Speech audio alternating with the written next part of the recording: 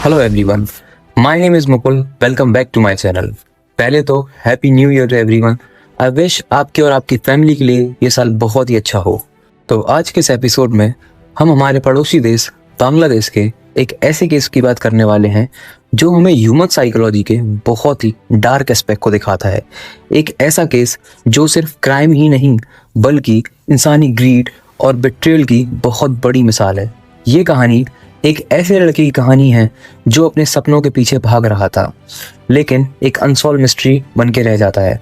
दोस्तों, ये कहानी शिबली सादिक हरदोई की है जो शायद आपका भरोसा तोड़ देगी और एक सवाल आपके मन में ज़रूर छोड़ेगी कि क्या वाकई हम अपने आसपास के लोगों को जानते हैं।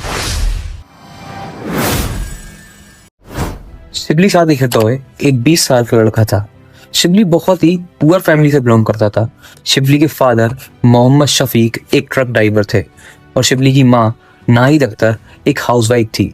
शिबली की फैमिली चिटगांव रीजन के पंचपारा विलेज में रहती थी। शिबली पढ़ने लिखने में काफ़ी अच्छा था और वो आगे और भी पढ़ना चाहता था, जिसके लिए वो कादलपुर के एक कॉलेज में एडमिशन ले लेता है।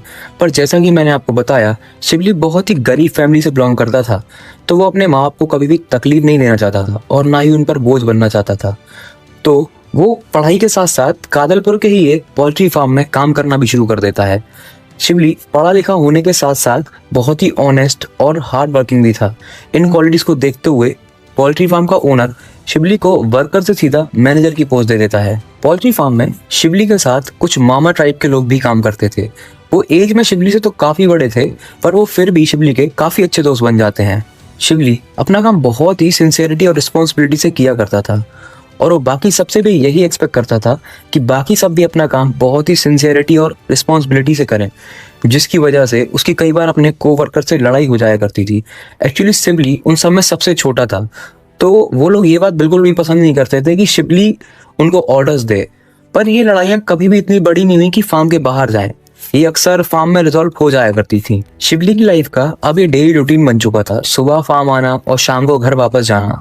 शिबली की लाइफ अब ठीक ठाक चल रही थी और शिबली फार्म से भी ठीक ठाक पैसे भी कमा पा रहा था, जिससे वो अपनी कॉलेज फीस भर सके और कुछ पैसा अपने घर पर भी दे सके। पर 28 अगस्त 2023 को शिबली रोज की तरह फार्म जाता तो है पर फार्म से वापस नहीं आता है, जिसके बाद शिबली के पेरेंट्स उसका बहुत देर तक वेट करते हैं पर देर रात तक भी शिबली घर नहीं आता है, जिसके बाद उसके पेरेंट्स की टेंशन बढ़ने लग जाती है और वो फिर शिबली को कई बार कॉल करते हैं पर शिबली की तरफ से कोई भी रिस्पॉन्स नहीं आता है। उसके बाद वो शिबली के फार्म के टेलीफोन पर भी कई बार कॉल करते हैं पर वहाँ से भी कोई रिस्पॉन्स नहीं आता है, क्योंकि उस टाइम तक फार्म बंद हो जाता था। पर फिर भी उसके पेरेंट्स खुद को काम रखने की कोशिश करते हैं और पॉजिटिवली खुद को समझाने की कोशिश भी करते हैं कि शायद उनका बेटा फार्म पर ही रुक गया होगा काम के चलते, और सुबह तक वेट करते हैं। पर शिबली की मॉर्निंग तक भी कोई खबर नहीं थी। शिबली अभी भी घर नहीं आया था, जिसके बाद शिबली के पेरेंट्स पैनिक करने लग जाते हैं और बाहर जाकर सबसे पूछने लग जाते हैं क्या किसी ने शिबली को देखा है, और ऑब्वियसली इस बारे में कोई कुछ भी नहीं जानता था। जिसके बाद उसके पेरेंट्स फार्म के ओनर को कांटेक्ट करने की भी कोशिश करते हैं पर उनसे भी कोई कांटेक्ट नहीं हो पाता है। पर थोड़े समय बाद ही शिबली की माँ नाहिद अख्तर के फ़ोन पर एक कॉल आता है जो खुद शिबली ने ही किया होता है। शिबली अपनी माँ से बहुत ही डरी हुई आवाज़ में और रोते हुए बोलता है कि उसे कुछ लोगों ने किडनैप कर लिया है और वो उसे बहुत ही टॉर्चर कर रहे हैं। इतना बोलते ही फ़ोन कट हो जाता है। उसके बाद उस नंबर पर शिबली की माँ बार बार फ़ोन करने की कोशिश करती हैं पर वहाँ से कोई भी रिस्पॉन्स नहीं आता है। पर थोड़ी ही देर बाद सेम नंबर से दूसरा कॉल आता है, पर इस बार शिबली नहीं, फ़ोन पर कोई दूसरा व्यक्ति बोलता है, तुम्हारा शिबली हमारे पास है, अगर तुम उसकी जान बचाना चाहते हो तो हमें 15 लाख टका ला कर दो, और अगर तुमने गलती से भी पुलिस को बताने की कोशिश की तो तुम शिबली को खो दोगे।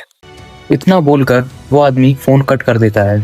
दोस्तों, टका बांग्लादेश की करेंसी है। जैसा कि आप जानते हैं, शिबली के पेरेंट्स बहुत ही गरीब थे। उनके लिए 15 लाख टका जोड़ना मुश्किल ही नहीं, बहुत नामुमकिन जैसा था। फिर भी वो अपने बेटे के लिए पूरी कोशिश करते हैं और जहाँ जहाँ से पैसा मांग सकते थे मांगते हैं। पैसा जोड़ते जोड़ते 2 दिन बीत जाते हैं और फिर किडनैपर्स का वापस से फोन आता है, जिसमें शिबली के पेरेंट्स किडनैपर्स को बोलते हैं कि वो इतना बड़ा अमाउंट नहीं जोड़ सकते और नेगोशिएट करते हैं, जिसके बाद किडनैपर्स 2 लाख टका पे राजी हो जाते हैं, क्योंकि वो शिबली के पेरेंट्स की कंडीशंस को जानते थे। और 2 लाख टका जोड़ना भी उनके लिए बहुत बड़ी बात थी, जिसके लिए वो किडनैपर्स से कुछ दिन का टाइम और मांगते हैं और पैसा जोड़ने में लग जाते हैं, जिसके लिए वो अपने रिलेटिव्स, नेबर्स और इवन अब तो किसी भी रैंडम इंसान से वो पैसा मांगने लगते हैं। एक तरीके से वो बैगिंग करने लग जाते हैं, पर जैसे तैसे करके वो 2 लाख टका जोड़ लेते हैं। फिर 4 सितंबर को किडनैपर्स का फ़ोन वापस से आता है और वो शिबली के पेरेंट्स को पैसा लेकर बंदरवन नाम की जगह पर आने को बोलते हैं और ये भी अश्योर करते हैं कि उनका शिबली जिंदा है और पैसे देते ही उन्हें मिल जाएगा। जिसके बाद शिबली के फादर मोहम्मद शफीक बंदरवन के लिए निकल जाते हैं और वहाँ पहुंचकर थोड़ी देर वेट करने पर 2 लोग आते हैं जो उनसे पैसा लेते हैं और उनसे बोलते हैं कि तुम्हारा बेटा घर पहुंच जाएगा। और इस आस में शिबली के फादर घर वापस जाने लगते हैं कि वो घर जाकर अपने बेटे से मिलेंगे, पर घर पहुंचने पर शिबली उन्हें घर पर नहीं मिलता है। जिसके बाद वो खुद को हिम्मत देकर थोड़ी देर और वेट करते हैं, पर शाम से रात और रात से 3 दिन बीत जाते हैं, पर शिबली घर नहीं आता है। जिसके बाद उसके पेरेंट्स हार मानकर राउजोन पुलिस स्टेशन में जाकर रिपोर्ट लिखवाते हैं और इंसिडेंट के बारे में पुलिस को सब कुछ बताते हैं। इन्वेस्टिगेशन के दौरान पुलिस शिबली के पेरेंट्स से शिबली के बारे में जानने की कोशिश कर रही होती है। तभी शिबली के मां नाहिद अख्तर पुलिस को शिबली के झगड़े के बारे में बताती है जो उसके फार्म पर उसके को-वर्कर्स के साथ हुआ था। इतना सुनते ही पुलिस शिबली के फार्म के लिए निकल जाती है और वहां पहुंचकर कुछ लोगों से पूछताछ करने के बाद उनमें से 3 लोगों को अपनी कस्टडी में ले लेती है, जिनके नाम थे सुई चिंगमुंग मारमा, एंग थुईमुंग मारमा और उक्या थवाई मारमा। गिरफ्तारी के बाद पुलिस जब इनसे पूछताछ करती है तो पहले तो ये लोग कुछ भी नहीं बताते हैं, और जब पुलिस इन पर प्रेशर बनाती है तो ये लोग बताना शुरू करते हैं और बताते हैं कि इन्हीं लोगों ने शिबली को किडनैप किया था। और बाकी बचे हुए अपने 3 साथियों के बारे में भी बताते हैं, जिनके नाम है उमोंगचिंग मारमा, उचिंग थोई मारमा और कसाई ओंग चौधरी। केस फाइल करने के 2 दिन बाद 10 सितंबर को उमोंगचिंग मारमा भी पकड़ा जाता है, पर सवाल अब भी वही था कि आखिर शिबली है कहाँ। इतने टॉर्चर के बाद भी ये लोग क्यों शिबली की लोकेशन नहीं बता रहे थे। बट फाइनली 11 सितंबर को ये लोग अपना मुंह खोलते हैं और पुलिस को बताते हैं कि जब 28 अगस्त की रात को शिबली अपने घर जाने ही वाला था, तब ये लोग शिबली को फार्म से किडनैप करते हैं और बंदरवन नाम के हिल एरिया में ले जाते हैं। पहले तो इनका प्लान ये था कि ये शिबली को सबक सिखाएंगे और उसके माँ बाप से पैसा लेकर उसे छोड़ देंगे, पर अगले ही दिन जब शिबली इनमें से 2 लोगों की शक्ल देख लेता है तो ये लोग डिसाइड करते हैं कि अब शिबली को मार देना ही ठीक होगा, क्योंकि अगर उसे छोड़ेंगे तो वो पुलिस कंप्लेन कर देगा और वो सब पकड़े जाएंगे। जिसके बाद उमोंगचिंग मारमा शिबली पर कई बार चाकू से वार करता है और उसकी गर्दन को काट देता है, जिससे शिबली की मौत हो जाती है। फिर ये लोग शिबली की बॉडी को पहले तो बनाना लीफ से कवर करने की कोशिश करते हैं, पर क्योंकि ये वहाँ कोई भी एविडेंस नहीं छोड़ना चाहते थे, इसलिए ये लोग शिबली की बॉडी के कई टुकड़े करते हैं और फिर बॉडी से फ्लैश और बोन्स को अलग कर देते हैं। फिर ले जाकर कादलपुर और रंगूनिया के हिली जंगल्स में अलग अलग जगह फेंक आते हैं। और कुछ रिपोर्ट तो ये भी शो करती हैं कि उमोंगचिंग मारमा ने फर्दर एविडेंस मिटाने के लिए शिबली के बॉडी पार्ट्स को पकाकर भी खाया था। दोस्तों, अब ये केस सिर्फ किडनैपिंग और मर्डर तक सीमित नहीं था। इस केस में अब कैनिबलिज्म भी इन्वॉल्व हो चुका था, जो इस केस को बहुत ही डरावना बनाता है और हमें इंसानी साइकोपैथी का भी बहुत डरावना रूप दिखाता है। अब तक ये केस बांग्लादेश में बहुत ही बड़ा बन चुका था। लोगों के मन में इस केस को लेकर बहुत ही गुस्सा था, जिसकी वजह से पूरे बांग्लादेश में प्रोटेस्ट होना शुरू हो जाते हैं और लोग जस्टिस की मांग करने लग जाते हैं।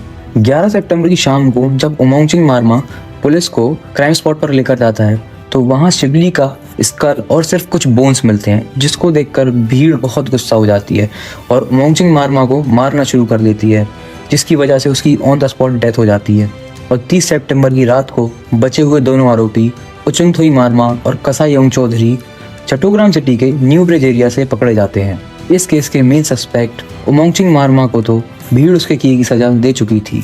बाकी के बचे 5 सस्पेक्ट अभी भी पुलिस कस्टडी में हैं और उनकी कोर्ट प्रोसीडिंग्स जारी हैं। दोस्तों, शिबली की कहानी एक सबक है, एक ऐसी कहानी जो हमें समझाती है कि ज़िंदगी कितनी नाजुक हो सकती है।